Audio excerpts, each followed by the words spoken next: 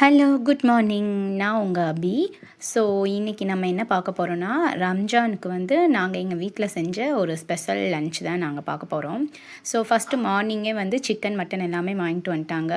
வந்த உடனே சிக்கனை வந்து ஃபஸ்ட்டு வந்து கொஞ்சமாக கிரேவி மாதிரி வச்சுக்கலாம். அதாவது குழம்பு, கிரேவி இல்லை, குழம்பு மாதிரி வச்சு மார்னிங்கே சாப்பிட்றலாம் அப்படின்னு சொல்லி சிக்கனை வேக போட்டு உப்பு மஞ்சப்பொடி போட்டு லைட்டாக ஒரு பெரட்டிட்டு அதுக்கப்புறம் எப்பவும் போல் தக்காளி, வெங்காயம், இஞ்சி, பூண்டு, தேங்காய், அதுலேயே மிளகாய் தூளும் போட்டு நல்லா அரைச்சி இதில் வந்து ஊற்றிட்டேன்.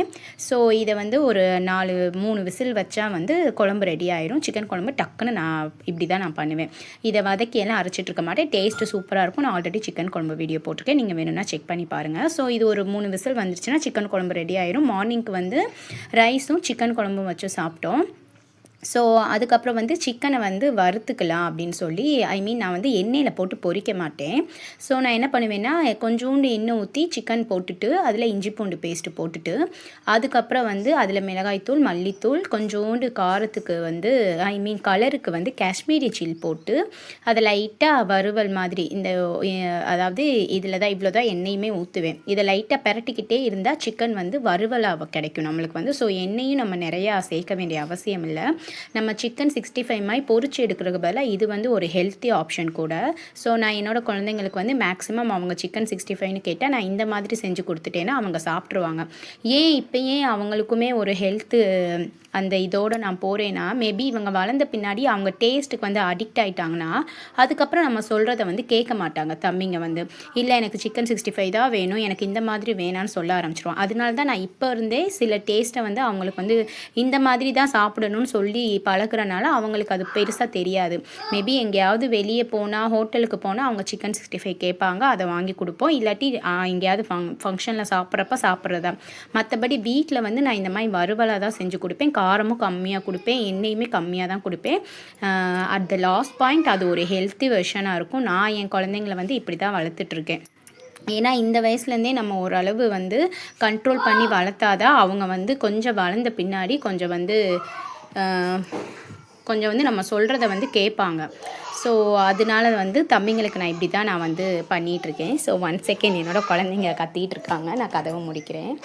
ஸோ இன்றைக்கி வந்து நம்ம ஒரு லாங் வீடியோவை தான் பார்க்க போகிறேன். குழம்பு வந்து ரெடி ஆயிடுச்சு. இந்த குழம்பை வச்சு தம்பிங்களுக்கு வந்து ரைஸில் ஊற்றி மார்னிங்க்கு நான் வந்து ஊட்டி விட்டுட்டு சிக்கன் 65 அந்த சிக்கன் வறுவலும் வந்து காலி ஆயிடுச்சு.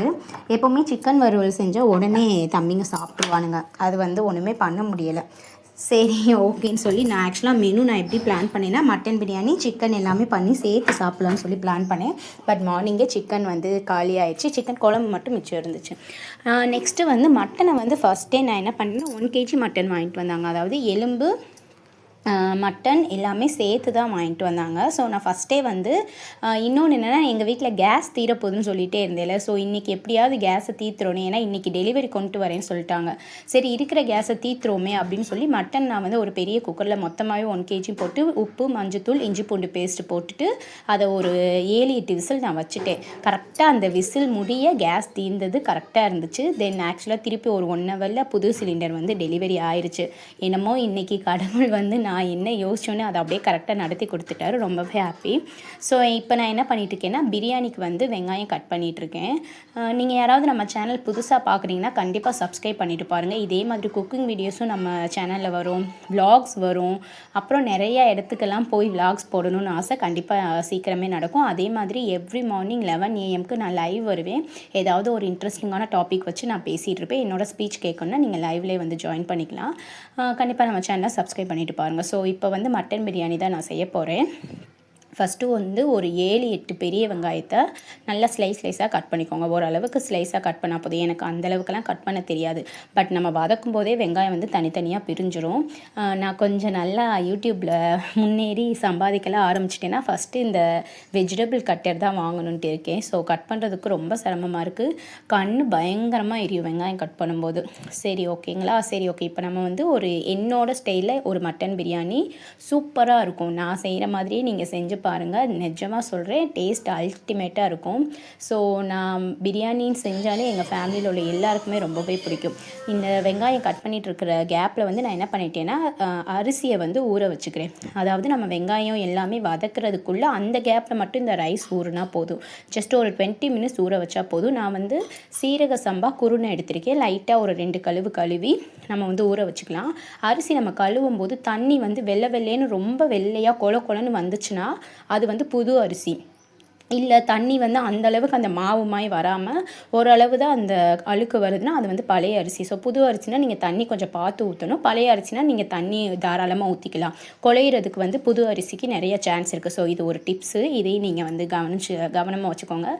கழுவும் போது கொலன்னு வந்தால் புது அரிசி, அந்த மாதிரி வரலன்னா பழைய அரிசி, அவ்வளோதான். சரி, நான் அரிசியை வந்து கழுவி இதை ஒரு 20 மினிட்ஸ்க்கு ஊற வச்சுட்டேன்.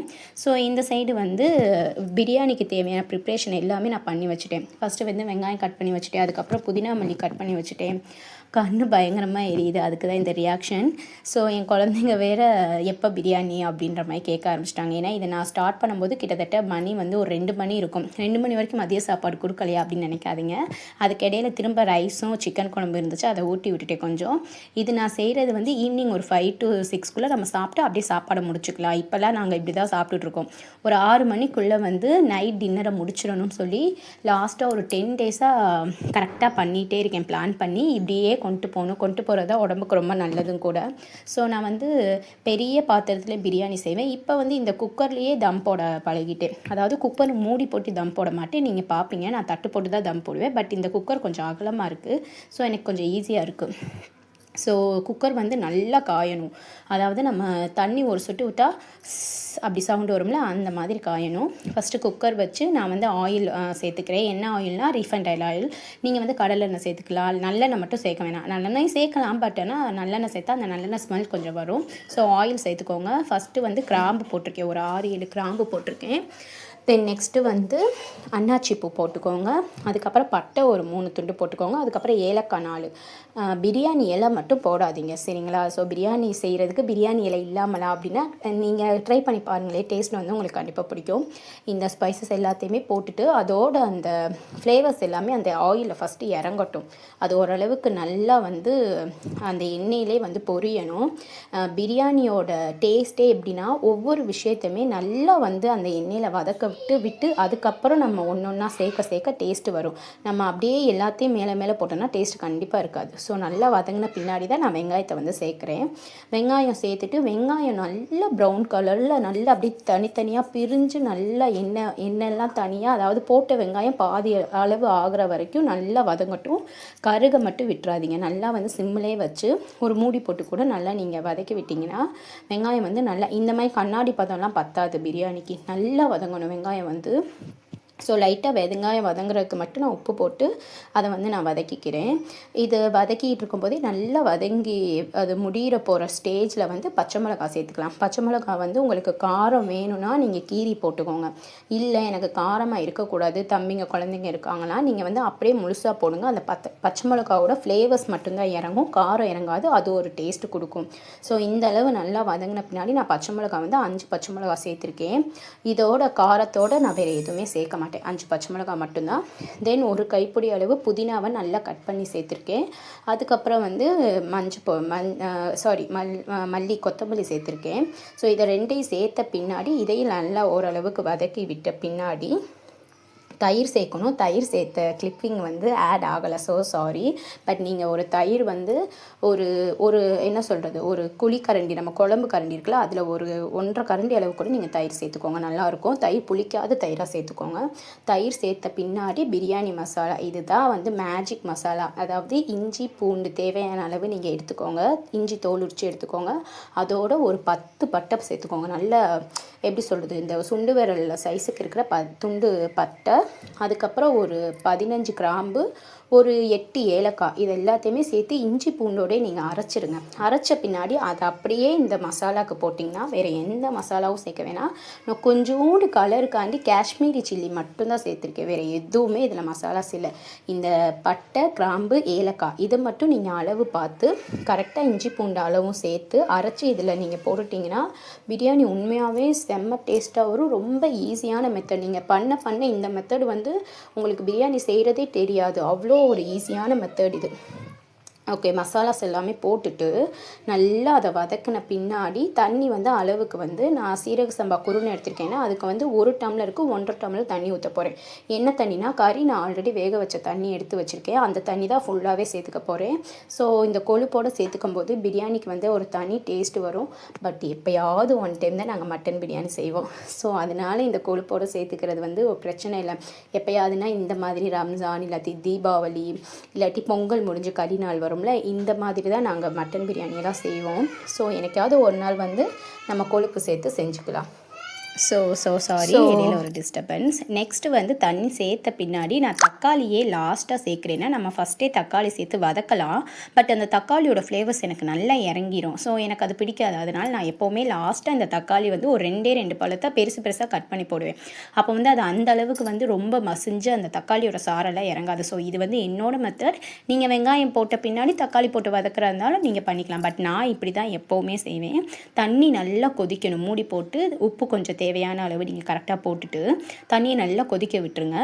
கொதித்த பின்னாடி தான் நம்ம அரிசி போடணும். பிரியாணி பொறுத்த வரைக்கும், தக்காளி சாதம் பொறுத்த வரைக்கும், குஸ்கா, தக்காளி சாதம், பிரியாணி இது எல்லாத்துக்குமே தண்ணி கொதித்த பின்னாடி நீங்கள் ரைஸ் போட்டிங்கன்னு வச்சுக்கோங்களேன், நல்ல உதிரியாக சாதம் இருக்கும். சாதம் வந்து குழையிறதுக்கு நிறைய சான்ஸ் கம்மி. தண்ணி மட்டும் அளவு நீங்கள் பார்த்து ஊற்றிக்கோங்க. புது அரிசியாக இருந்தால் 1க்கு 1 வைங்க. சப்போஸ் என்னோட பழைய அரிசி தான், அதனால் நான் 1க்கு 1.5 வச்சுருக்கேன். சப்போஸ் நீங்கள் தண்ணி பத்தாதமாக இருந்தால் அதுக்கப்புறம் கூட லைட்டாக வந்து சேர்த்துக்கலாம். இப்போ நம்ம அரிசியெல்லாம் போட்டுட்டு அடுப்பு திருப்பி வந்து ஓரளவுக்கு மீடியமான லெவலில் வச்சு திரும்ப ஒரு மூடி போட்டு உப்பும் தேவையான அளவு இப்போயே போட்டு செக் பண்ணி பார்த்துக்கோங்க. உப்பு வந்து லைட்டாக கொஞ்சம் தூக்குறமாக இருக்கணும், அவ்வளோதான். சரிங்களா? கரெக்டாக ரைஸ் எல்லாம் போட்டுட்டு லைட்டாக ஒரு 2 கிளறி விட்டுட்டு மூடி போட்டுட்டு ஜஸ்ட்டு ஒரு 5 மினிட்ஸ் போதும். 5 மினிட்ஸ் வேகட்டும். இடையில ஒரு 1 டைம் மட்டும் நல்லா பரட்டி விட்டுக்கோங்க. தண்ணியும் அரிசியும் வந்து சேம் லெவலுக்கு வரணும். இப்போ தண்ணி வந்து நிறையா இருக்குல்ல, ஸோ அரிசி வந்து லைட்டாக வெந்து அந்த தண்ணியும் ரைஸும் சேம் லெவலுக்கு வரும். ஸோ இந்த டைம் வந்து நம்ம வந்து அதுக்கப்புறம் வந்து தம் போட போகிறோம். ஃபஸ்ட்டு வந்து இதை நான் நல்லா கிளறி விட்டுட்டு மூடி போட்டு வேக விட போகிறேன். ஸோ இதுதான் என்னோடய பிரியாணி மெத்தட். நீங்கள் 1 டைம் வந்து இந்த மெத்தடில் செஞ்சு பாருங்கள். நான் சொன்ன மாதிரியே இஞ்சி பூண்டு அரைக்கும் போது வெறும் பட்டை, கிராம்பு, ஏலக்காய் மட்டும் சேர்த்து அரைங்க. நான் வந்து ஒரு அளவு வந்து உங்களுக்கு கரெக்டாக வேணும்னாலும் நீங்கள் என்கிட்ட கேளுங்க. நான் வந்து நான் ஃபஸ்ட் கமெண்ட்டில் வந்து போடுறேன். ஸோ இப்போ லைட்டாக வந்து கொதிக்க ஆரம்பிச்சிருச்சு ஆல்ரெடி. இதை ஒரு மூடி போட்டு இதுக்கு இடையில வந்து லெமன் வந்து 1 லெமன் நான் எடுத்திருக்கேன். லெமனை வந்து நல்லா புளியணும். அதாவது அந்த தோல்லேருந்து சாறு இறங்கணும். நம்ம வந்து மற்றதுக்கெல்லாம் இப்படி செய்ய மாட்டோம், கசப்பு எடுக்கும்னு சொல்லுவோம். பட் பிரியாணியை பொறுத்த வரைக்கும் இந்த லெமனை நல்லா புளியுங்க. ஸோ நல்லா புளிஞ்ச பின்னா நான் எப்போவுமே 1.5 படி, அதாவது காப்படியில் 1.5 உலக்கு அரிசி போடுவேன். அதை அளவு எனக்கு கிலோ கணக்கில் சொல்ல தெரியல, படி கணக்கு தான் எனக்கு தெரியும். இதுக்கு வந்து நான் 1 லெமன் எப்போவுமே புளிஞ்சிடுவேன். அதை வந்து நல்லா கசக்கி புளிஞ்சிடணும். அப்போ தான் வந்து டேஸ்ட்டு நல்லா கொடுக்கும். ஓகே, நான் 1 லெமன் புளிஞ்சிருக்கேன். நீங்களும் இதே மாதிரி லாஸ்ட்டாக 1 லெமன் புளிஞ்சிட்டு இதை என்ன பண்ண போகிறோன்னா மூடி போட்டு வேக விட போகிறோம். பிரியாணி வந்து நீங்கள் செய்ய கற்றுக்கிட்டிங்கன்னா அதை விட ஒரு ஈஸியான ஒரு ரெசிபியே இல்லை. ரொம்ப ஈஸியாக இருக்கும். நானும் பிரியாணியில் வந்து பெரிய மாஸ்டர்லாம் இல்லை. பட் இந்த மெத்தடு நான் வந்து கற்றுக்கிட்டு நான் ஒரு யூடியூப் சேனல் தான் பார்த்தேன். பட் அது எந்த சேனல்னு எனக்கு சரியாக ஞாபகமே இல்லை. ஏதோ ஒரு ஷார்ட்ஸில் பார்த்தேன் இந்த மெத்தடு. ஸோ நிஜமாகவே சூப்பரான மெத்தடு, செம்ம டேஸ்ட்டாக இருக்கும். கலர் ஆல்சோ பிரியாணியோட கலர் அப்படியே இருக்கும். சில பேர் செய்கிற பிரியாணி வந்து ஒயிட் கலராக இருக்கும், அந்த மாதிரிலாம் இல்லை. இது வந்து அந்த ஹோட்டலில் செய்கிற பிரியாணி கலர் அப்படியே வரும். ஓகே, நான் உப்பு எல்லாமே செக் பண்ணிவிட்டு மூடி போட்டு ஒரு 7 to 8 மினிட்ஸ் வந்து இதை வேக விட போகிறேன். அதுக்குள்ளே வந்து தண்ணியும் அரிசியும் சேம் லெவலுக்கு வந்து வந்துடும். நீங்கள் வந்து இதே மெத்தடில் நீங்கள் ட்ரை பண்ணுங்கள், கண்டிப்பாக நல்லா வரும். இப்போ பார்த்தீங்கன்னா ஓரளவுக்கு வந்து தண்ணியும் ரைஸும் ஓரளவு ஈக்குவலாக வந்துருச்சு. இந்த பிரியாணி மெத்தட் நீங்கள் செய்யும்போது சாதம் பிடிக்கவே பிடிக்காது, அடி பிடிக்காது. நான் லாஸ்ட்டாக உங்களுக்கு காட்டுவேன் பாருங்களேன். நல்லா வந்து இதை கிண்டி விட்டுக்கணும். அப்போ தான் எல்லா பக்கமும் மசாலாஸ் பரவும். நல்லா கிண்டி விட்டுட்டு நான் வந்து இன்றைக்கி தான் நெய்யே சேர்க்குறேன். நெய் சேர்க்க மாட்டேன். இது வந்து ஒரு வீடியோவாக போடணுன்றக்காண்டி நான் நெய் சேர்க்குறேன். இல்லாட்டி நான் நெய் சேர்க்க மாட்டேன். ஏன்னா ஆல்ரெடி இதில் வந்து மட்டன் கொழுப்பு இருக்குது. பட் இன்றைக்கி ஒரு டேஸ்ட் இன்னும் கொஞ்சம் நல்லா இன்க்ரீஸ் பண்ணுன்னு சொல்லி நான் நெய் வந்து ஒரு 10 ரூபா பேக்கெட் மட்டும் வாங்கி சேர்த்துருக்கேன். நீங்களும் நெய் சேர்த்துக்கலாம். நெய் வந்து தாராளமெல்லாம் சேர்க்க வேணாம், கொஞ்சமாகவே சேர்த்துக்கோங்க. ஹெல்த்து கண்டிப்பாக ரொம்ப முக்கியம். நெய் சேர்க்காமல் செஞ்சாலும் பிரியாணி டேஸ்ட்டாக தான் இருக்கும். சரிங்களா? ஓகே, நெய் எல்லாமே சேர்த்துட்டு என்ன பண்ண போகிறேன்னா தோசைக்கல் வச்சு அதுக்கு மேலே இந்த குக்கரை வச்சு மூடி போட்டு அதுக்கு மேலே கல், நம்ம இடிக்கல் இருக்குல்ல, அதை வச்சு வெயிட் வச்சு மினிமம் 25 மினிட்ஸ், மேக்ஸிமம் ஒரு 35 மினிட்ஸ் கூட வைக்கலாம். சூப்பராக இருக்கும். நீங்கள் எந்த ப்ராப்ளம் பண்ண வேணால் தோசைக்கல்லை வச்சுட்டு சிம் பண்ணிடுங்க அடுப்பை. மெதுவாக வேகட்டும். மெதுவாக அந்த ஸ்மெல் வரும். இடையில திறந்து மட்டும் பார்க்க வேணாம். லாஸ்ட்டாக அந்த 30 மினிட்ஸ் முடிஞ்ச பின்னாடி திறந்து நீங்கள் கிண்டி விட்டிங்கன்னா பிரியாணி சூப்பராக ரெடி ஆகிருக்கும். மட்டும் கரெக்டாக போட்டுருங்க, 30 மினிட்ஸ் போட்டுருங்க. ஸோ இதுதான் என்னோடய பிரியாணி மெத்தட். இப்போ நான் வந்து 30 மினிட்ஸ் ஆன பின்னாடி உங்களுக்கு வந்து எடுத்து காட்டுறேன். அதுக்குள்ளே நான் மட்டன் பிரியாணி ப்ரிப்ரேஷனும் மட்டன் குழம்பு ப்ரிப்ரேஷனும் பண்ணிடுறேன். ரொம்ப ஈஸியாக தான் பண்ணுவேன். எப்படின்னா சின்ன வெங்காயம் தான் எப்போவுமே சேர்ப்பேன். சின்ன வெங்காயம் கம்மியாக இருந்தனால ஒரு 2 பெரிய வெங்காயமும் கட் பண்ணி சேர்த்துருக்கேன். அது கூட தேங்காவை குட்டி குட்டியாக நறுக்கி அதையும் நான் சேர்த்துக்கிறேன். தேங்காய் வந்து ஒரு அரை மூடியில் அரை தேங்காய் நான் எடுத்திருக்கேன். சரிங்களா? தேங்காய் சேர்த்த பின்னாடி தக்காளி வந்து ஒரு 3 தக்காளி மட்டும்தான் போட்டிருக்கேன். ஏன்னா குழம்பு ஆல்ரெடி சிக்கன் குழம்பு இருக்கிறனால நான் வந்து கம்மியாகவே போதுன்னு சொல்லி தக்காளி ஒரு 3 தக்காளியை வந்து 4ஆக கட் பண்ணி அதையும் சேர்த்துருக்கேன். இஞ்சி தனியாக வந்து சேர்க்குறேன். பூண்டும் தனியாக வந்து சேர்த்துக்கிறேன். இது எல்லாத்தையுமே சேர்த்துட்டு கொஞ்சம் இந்த ஸ்பைசஸ்க்காண்டி நான் என்ன சேர்ப்பேன்னா சோம்பு வந்து ஒரு ஸ்பூன் சேர்ப்பேன். பட்டை ஒரே ஒரு துண்டு சேர்த்துருக்கேன். நீங்களே பார்க்குறீங்க, பட்டை ஒரே ஒரு துண்டு. தென் வந்து சோம்பு, பட்டை, அதுக்கப்புறம் வந்து இந்த முந்திரி பருப்பு எதுக்காகனா ஒரு க்ரீமினஸ்க்காக. அது வந்து சேர்த்தா டேஸ்ட் நல்லாயிருக்கும். நீங்கள் முந்திரி பருப்பு வேணும்னா சேர்த்துக்கலாம், இல்லாட்டி வந்து அவாய்ட் பண்ணலாம். வெள்ளை எள்ளு சேர்க்கலாம். முந்திரி பருப்பு விலை கூடன்னு நினைக்கிறவங்க, நான் சம்டைம்ஸ் வெள்ளை எள்ளு சேர்ப்பேன். அதுவும் ஒரு மாதிரி க்ரீமி ஸ்ட்ரக்சர் கொடுக்கும். டேஸ்ட் ஆல்சோ நல்லாயிருக்கும். இது எல்லாத்தையுமே சேர்த்துட்டு ஒரு நல்ல ஃபைன் பேஸ்ட்டாக அரைச்சிக்கிறணும்.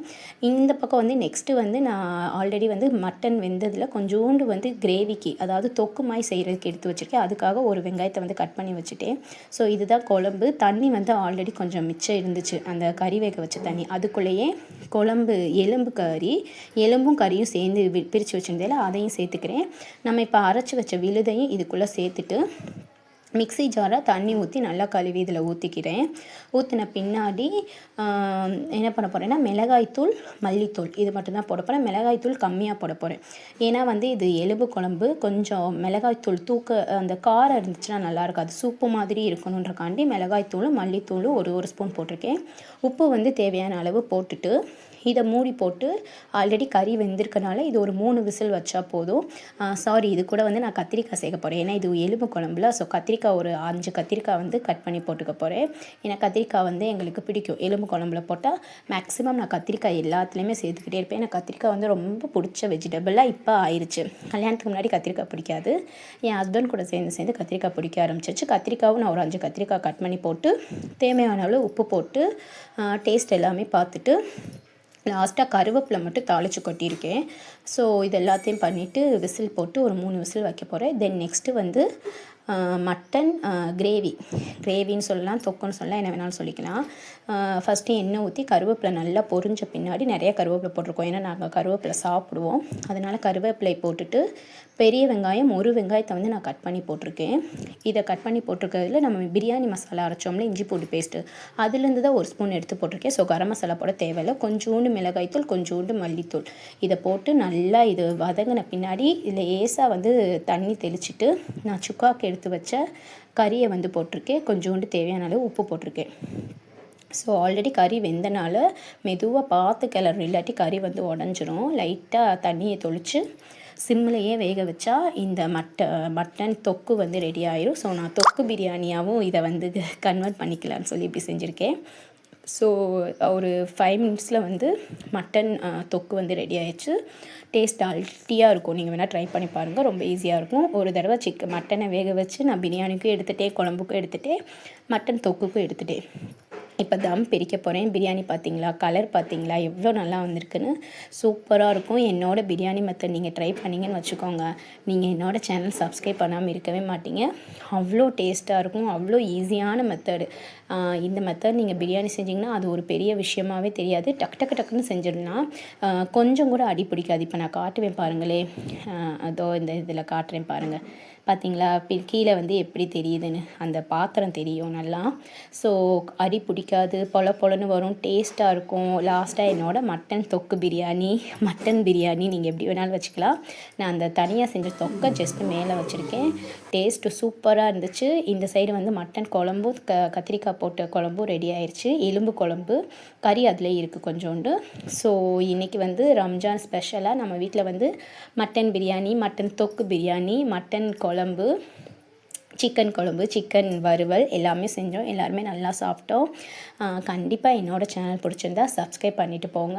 இதே மாதிரி வீக்லி 1 ஆர் 2 டைம்ஸாவது நான் லாங் வீடியோ அப்லோட் பண்ண ட்ரை பண்ணுறேன். எனக்கு சின்ன குழந்தை இருக்கிறனால கொஞ்சம் கஷ்டமாக தான் இருக்குது வீடியோஸ் எடுக்கிறதுக்கும் சரி, எடிட் பண்ணுறதுக்கும் சரி. ஸோ மட்டன் பிரியாணி சூப்பராக இருந்துச்சு. கண்டிப்பாக இந்த ரெசிபி வந்து ட்ரை பண்ணி பாருங்கள். நான் ஷார்ட்ஸ்லேயும் மட்டன் பிரியாணியை வந்து டக்குன்னு சிம்பிளாக செய்கிற மாதிரி ஒரு செப்பரேட் வீடியோவும் நான் போடுறேன். ஸோ எனக்கு கண்டிப்பாக ஒரு சப்போர்ட் வேணும். என்னோடய சேனல் பிடிச்சிருந்தா ஷேர் பண்ணி சப்ஸ்கிரைப் பண்ணிவிட்டு பாருங்கள்.